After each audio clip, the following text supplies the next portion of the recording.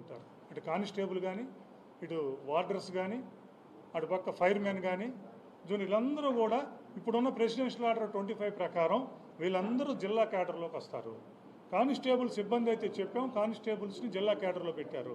Fire స్టేషన్లో ఉన్న వాళ్ళకి ఇబ్బంది అయితే వాళ్ళని కూడా పెట్టారు. జూనియర్ అసిస్టెంట్స్ని ఈవెన్ హోమ్ డిపార్ట్మెంట్లో కూడా పెట్టారు. కానీ ప్రిజన్స్ డిపార్ట్మెంట్లో, జైల్స్ డిపార్ట్మెంట్లో వార్డర్స్ దగ్గరికి వచ్చేసరికి వాళ్ళు నేచర్ కానీ ప్రెసిడెన్షియల్ ఆర్డర్ కానీ వాళ్ళని లోకల్ క్యాడరు జిల్లా అని చెప్తుంటే వాళ్ళని స్టేట్కో మల్టీ జోన్కో వేయటం అనేది కరెక్ట్ కాదన్న విషయాన్ని కూడా మేము రాష్ట్ర ప్రభుత్వం దృష్టికి, గౌరవ చీఫ్ సెక్రటరీ గారి దృష్టికి, వీళ్ళందరి దృష్టికి తీసుకెళ్ళాం.